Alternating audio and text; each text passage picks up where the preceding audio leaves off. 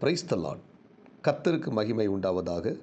இந்த நல்ல காலை வேளையில் கர்த்தருடைய வார்த்தை மூலமாய் உங்கள் யாவரையும் சந்திப்பதிலே மிகுந்த மகிழ்ச்சி அடைகிறேன். சங்கீதங்களின் புத்தகம் 15ஆம் சங்கீதம் 1ஆம் வசனம், கர்த்தாவே, யார் உம்முடைய கூடாரத்தில் தங்குவான்? யார் உம்முடைய பரிசுத்த பர்வதத்தில் வாசம் பண்ணுவான் என்று 2 கேள்வியை சங்கீதக்காரன் தாவீது எழுதுகிறார். கர்த்தாவே, யார் உம்முடைய கூடாரத்தில் தங்குவான்? யார் உம்முடைய பரிசுத்த பர்வதத்தில் வாசம் பண்ணுவான்? இந்த இறைவார்த்தை கேட்கிற தேவனுடைய பிள்ளைகளே, தாவீதுடைய அந்த கேள்வி, ஆண்டவரே, உம்முடைய பரிசுத்த பர்வதமாக இருக்கிற அந்த பரலோகத்தில், அந்த கூடாரத்தில் யார் தங்க முடியும், யார் வாசம் பண்ண முடியும் என்று சொல்லி கேட்கிறார். அதற்கு பதிலும் அங்கே இருக்கிறது. முதலாவது பார்த்திங்கன்னா, அந்த பரிசுத்த பர்வதமாக இருக்கிற பரலோக ராஜ்யத்தில் நாம் பிரவேசிக்க வேண்டுமானா முதலாவது உத்தமனாய் நடக்க வேண்டும். ஆமேன். ஆபிரகாமை பார்த்து சொல்கிறாரு, நீ எனக்கு முன்பாக உத்தமனாக நடந்து கொண்டிரு என்று சொல்லுகிறார். உத்தமனுக்கு கர்த்தர் துணை. அப்போ இந்த இறைவார்த்தை கேட்கிற தேவனுடைய பிள்ளைகளே, நாம் ஒவ்வொருத்தரும் உத்தமனாக நாம் வாழ்வோமானால், அதாவது நீதிமானாய் வாழ்வோமானால், அந்த பரிசுத்த பர்வதமாக இருக்கிற அந்த பரலோக ராஜ்யத்தில் நாம் பிரவேசிக்க முடியும். ரெண்டாவது பார்த்திங்கன்னா, நீதியை நடப்பிக்கிறவன், நீதியாய் வாழுகிற மனிதன், அவன் நீதியான வழியில் நடக்கிறவன், அவன் பரிசுத்த பர்வதமாக இருக்கிற அந்த பரலோகத்தில் வாசம் பண்ண முடியும். ரெண்டாவது, நீதியாய் நடப்புக்கிறவன். மூணாவது பார்த்திங்கன்னா, மனதார சத்தியத்தை பேசுகிறவன். அதாவது சத்தியத்தை மற்றவர்களுக்கு மட்டுமல்ல, தானும் அதை கடைபிடித்து கேட்கிற சத்தியங்கள், வேத வசனத்தின் மூலமாய் நாம் கேட்கிற சத்தியம் முதலாவது நமக்கு, ரெண்டாவது மற்றவர்களுக்கு என்று சொல்லி சத்தியத்தை தன்னுடைய வாழ்க்கையில் எடுத்துக்கொண்டு மற்றவர்களுக்கு போதிக்கிற அந்த அனுபவம் தான் மனதார சத்தியத்தை பேசுகிறவன். அப்போ கர்த்தருடைய பருவத்தில் பிரவேசிக்க வேண்டுமானால், அந்த பரலோக ராஜ்யத்தில் பிரவேசிக்க வேண்டுமானால், மனதார சத்தியத்தை பேசுகிறவன் பிரவேசிக்க முடியும். இடத்துல 4வது பார்த்திங்கன்னா, 3ஆம் வசனம், அவன் தன் நாவினால் புறங்குறாமலும், புறங்குறது கோல் சுடுதல். சில ஆட்கள் பார்த்திங்கன்னா அங்கே ஒன்று இங்கே ஒன்று சொல்லிகிட்டு இருப்பாங்க. அப்படிப்பட்டவங்க பரலோக ராஜ்யத்தில் பிரவேசிக்க முடியாது.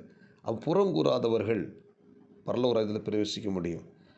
அடுத்தல, தன் தோழனுக்கு தீங்கு செய்யாமலும், தன் அயலான் மேல் வரும் சொல்லப்பட்ட நிந்தையான பேச்சை எடுக்காமல் இருக்கிறான். அதாவது தீங்கு செய்யாதவன் எங்கே போக முடியும்? பரலோக ராஜ்யத்துக்குள்ளே பிரவேசிக்க முடியும். அவன் தீங்கு செய்யாதவன், நிந்தையான பேச்சை எடுக்காதவன், இப்படிப்பட்டவர்கள் தான் அந்த பரிசுத்த பரலோக ராஜ்யத்தில் பிரவேசிக்க முடியும். ஆமென். அது மட்டும் இல்லாமல் 4ஆம் வசனம் சொல்லுகிறது, கர்த்தருக்கு பயந்தவர்களை கனம் பண்ணுகிறான், ஆணையிட்டதில் தனக்கு நஷ்டம் வந்தாலும் தவறாதிருக்கிறான். அல்லேலூயா. சொல் தவறாதவன். ஒரு ஆணையிட்டுட்டா அந்த ஆணையை கண்டிப்பாக நிறைவேற்ற பிரயாசப்படணும். அப்படிப்பட்டவங்க தான் எங்கே பிரவேசிக்க முடியும்? அந்த பரலோக ராஜ்யத்தில் பிரவேசிக்க முடியும். அடுத்தல 5ஆம் வசனம் சொல்லுகிறது, தன் பணத்தை வட்டிக்கு கொடாமலும், குற்றம் இல்லாதவனுக்கு விரோதமாய் பரிதானம் வாங்காமலும் இருக்கிறான். இப்படி செய்கிறவன் என்றென்றைக்கும் அசைக்கப்படுவதில்லை. அடுத்தல, நம்முடைய பணத்தை வட்டிக்கு, அதிக வட்டிக்கு கொடுக்கக்கூடாது. நீங்கள் அநேக தேவ பிள்ளைகளை பார்த்தீங்கன்னா பணத்தை அதிக வட்டிக்கு கொடுக்குறாங்க. அது பாவம். அப்படி செய்யக்கூடாது. அது தேவனுடைய பார்வையில் பிரியமற்ற ஒரு காரியம். அப்படி நம்ம அதிகமாக வட்டிக்கு பணத்தை கொடுக்கும்போது நம்ம தேவ ராஜ்யத்தில் பிரவேசிக்க முடியாது. எனவே நம்ம என்ன செய்யணும்? அப்படிப்பட்ட வட்டி காரியங்கள் நமக்கு கொடுக்காமல் நம்ம கவனமாக வாழுவோம். அதுபோல் பரிதானம், லஞ்சம் வாங்காமல் இருக்கணும். இன்றைக்கி பார்த்திங்கன்னா சில அதிகாரிகள் லஞ்சம் வாங்குகிறாங்க. இந்த லஞ்சம் வாங்கும்போது பார்த்திங்கன்னா, லஞ்சம் வாங்குறவன் பரலோகத்தில் பிரவேசிக்க முடியாது. அப்போ நம்ம என்ன செய்யணும்? கவனமாக இருக்கணும். அல்லேலூயா. இந்த இறைவார்த்தை கேட்கிற தேவனுடைய பிள்ளைகளே, அந்த பரிசுத்த பர்வதமாக இருக்கிற பரலோக ராஜ்யத்தில் நம்ம பிரவேசிக்க வேண்டுமானால் நம்ம எப்படிப்பட்டலாம் இருக்க வேண்டும்? முதலாவது உத்தமனாய் நடக்க வேண்டும்.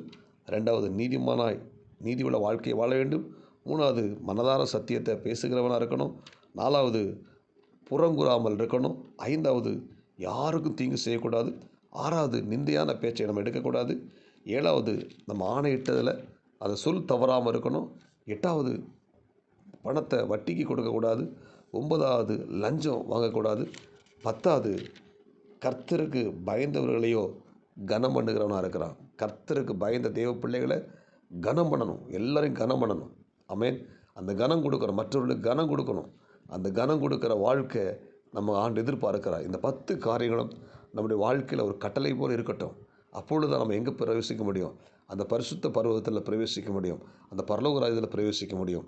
இந்த இறைவார்த்தை கேட்கிற தேவனுடைய பிள்ளைகளே, நம்ம ஒவ்வொருத்தரும் அந்த தேவ ராஜ்யத்தில் பிரவேசிக்க வேண்டுமானா இந்த சங்கீதம் 15 சொல்லப்பட்ட அத்தனை காரியத்தை நம்ம கை கொள்வோம். கர்த்தர் நம்மை ஆஸ்வதிப்பாராக. ஜெபிப்போமா? பரலோக தேவனே, இந்த இறைவார்த்தை கேட்ட ஒவ்வொரு தேவனுடைய பிள்ளைகளையும் என் ஆண்டவர் ஆஸ்வதிப்பீராக. கர்த்தாவே, யார் உம்முடைய கூடாரத்தில் ஏறுவான், யார் உம்முடைய பரிசுத்த பர்வதத்தில் தங்குவான் என்று சொன்ன வார்த்தையின்படி இந்த இறைவார்த்தை கேட்ட ஒவ்வொரு தேவனுடைய பிள்ளைகளும் ஆண்டவரை அந்த 10 காரியத்தில் ஆண்டவரை சரியாய் தங்களை நடப்பித்து வாழ்ந்து கர்த்தருக்காக ஆண்டு பரிசுத்தமாக வாழ்ந்து உங்களுடைய ராஜ்யத்தில் வந்து சேர உதவி செய்கிறாங்க. இந்த இறைவார்த்தை கேட்ட எல்லாரையும் ஆஸ்வதிங்க. இந்த நாளுக்குரிய கிருபை கொடுங்க.